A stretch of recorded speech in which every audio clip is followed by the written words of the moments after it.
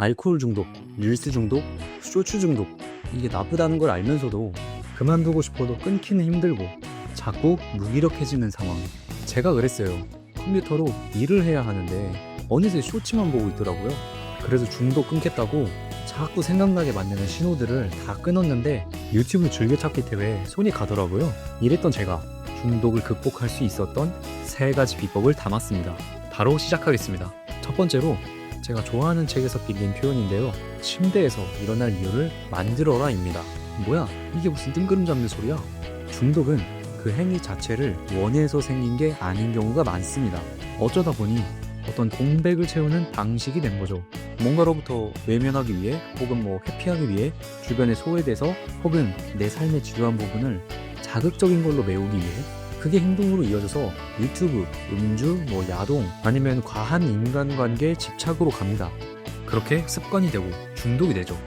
근데 우리가 원인을 알아도 이러지 말아야 하는 걸 알아도 끊을 수가 없잖아요. 그러니까 중독을 멈추려면 하지 말아야 할 이유보다 침대에서 일어나야 할 이유가 중요합니다. 사람은 그만둬야 해 라는 명령으로는 잘 움직이지 않잖아요.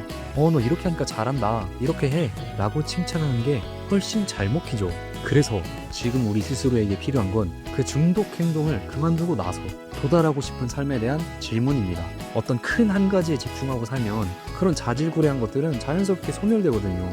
그게 중독이 됐든 남들의 시선이 됐든 지금 내가 집중해야 할 중요한 게 앞에 있는데 그런 것들에 신경 쓸 생각조차 들지 않죠. 이번 엄연히 원신과도 좀 비슷한 면이 있네요. 아무튼 한마디로 정리하면 중독은 자극의 문제가 아니라 내가 헌신할 의미의 부재일 수 있다. 그런 의미는 어떻게 찾는데요? 내가 집중해야 할 큰 목표는 그런 건 잘 모르겠는데요. 이건 영상이 길어지니까 전부 설명하기는 좀 어렵고요. 지금 당장 내가 침대에서 일어나야 할 와닿지만 작은 이유를 찾으시는 게 중요할 거라고 생각해요. 두 번째는 습관 및 행동 설계입니다. 뭐야, 당연한 얘기잖아. 아니야. 조금 더 들어가면 2가지로 나눌 수 있어요. 첫 번째는 전환이고 두 번째는 제거예요. 중독을 어떻게 끊는 게 아니라 구조를 재설계하는 거예요. 전환부터 설명하자면 전환은 내 중독 행동의 긍정적인 요인을 찾는 거예요. 그런 행동이 싫기만 했으면 애초에 안 했겠죠. 분명히 어떤 이점이 있기 때문에 계속 유지하는 거거든요. 예를 들면 머리가 복잡하고 걱정이 많을 때 쇼츠를 보면 잠시 잊을 수 있잖아요. 이런 것처럼 중독이 나에게 주는 이로운 효과를 분석한 다음 그 긍정적인 요인, 효과는 그대로 가져가면서 지금의 행동을 더 나은 행동으로 전환하는 거죠.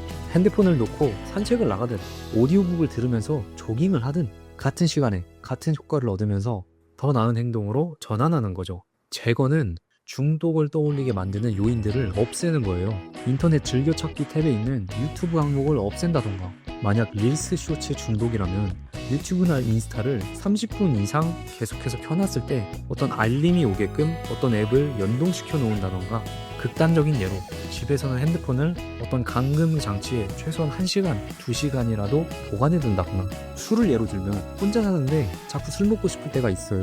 그런 날은 가족이나 지인과 같이 살면서 스스로를 눈치 보게 하거나 혼술을 안 하기 위해 퇴근하고 돌아오는 길에 나 스스로에게 주는 선물로서 맛있는 음식을 먹고 들어가는 거죠. 이렇게 자꾸 중독을 떠올리게 만드는 여러 요인들을 하나하나 제거하세요. 이건 절대로 강한 의지로 버티는 게 아니에요. 의지력을 최대한 쓰지 않고도 중독을 끊도록 삶을 재설계하는 거죠. 사실 여기서 전환, 제거 말고도 또 하나가 빠졌습니다. 그건 새로운 습관의 형성이에요. 이것도 좋은 방법일 수 있지만 문제가 하나 있습니다. 그 새로운 습관이 나한테 진짜 필요한 게 아니라 막연히 간접적인 긍정적 효과를 줄 뿐이면 오히려 그렇게 습관을 여러 개 만들다가 삶을 피로하게 만들 수 있어요. 그래서 진짜 나에게 필요한 습관이어야 합니다. 이제 다 왔습니다. 마지막 3번째는요, 정체성의 변화예요. 아시는 분들은 아는 실화인데요. 베트남 전쟁 때 참전했던 미군의 15% 이상이 마약에 중독됐습니다. 심지어 알코올 중독, 성매매, 환각제 이런 게 성행했어요. 전쟁 중인 상황이니 정신적으로 버티는 게 정말 힘들었겠죠. 또 그렇게 참전했던 사람들이 얼마나 많을까요? 당시에 이 문제가 미국 내에서 크게 대두되면서 마약 특별조치기관도 창설했었어요. 이 수만 명의 중독된 사람들이 다시 미국으로 돌아오면 사회에 얼마나 큰 문제가 벌어질까요? 근데 신기하게도 미국으로 돌아오니까 이런 문제를 겪던 미군의 90% 이상이 자연스럽게 해결됐습니다. 이건 관계와 환경의 영향도 크지만 정체성이 변화했기 때문이에요.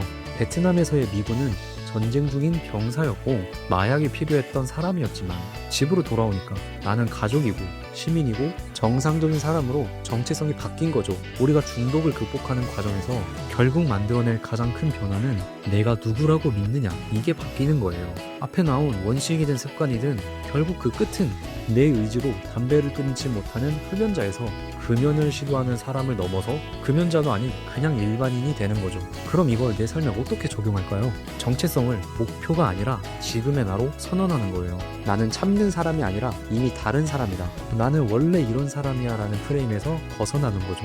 그리고 과거 기억을 새롭게 정리하세요. 그때는 내가 나를 몰랐고 지금은 나 스스로를 지키는 사람이야. 그리고 그 정체성에 맞게 당장 행동하는 거예요.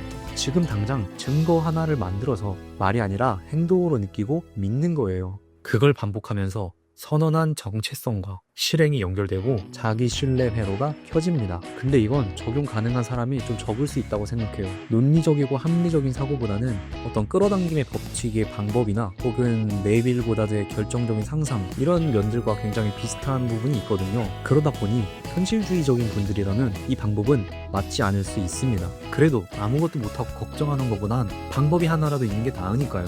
또 그렇게 행동하는 과정에서 정체성이 180도 변화하진 않더라도 원래 이런 사람이야 라는 프레임에서 벗어나서 이렇게라도 난 살아갈 수 있겠구나 라는 희망을 가지는 것, 그리고 그 희망을 통해 더 큰 변화를 만드는 것, 이런 방향으로 나아갈 수도 있겠죠. 이렇게 중독을 해결하는 3가지 방법에 대해 알아봤습니다. 영상이 좋았다면 구독과 좋아요 부탁드리고요. 궁금한 내용 있으시면 댓글에 편하게 말해주세요. 그럼 다음에 뵙겠습니다.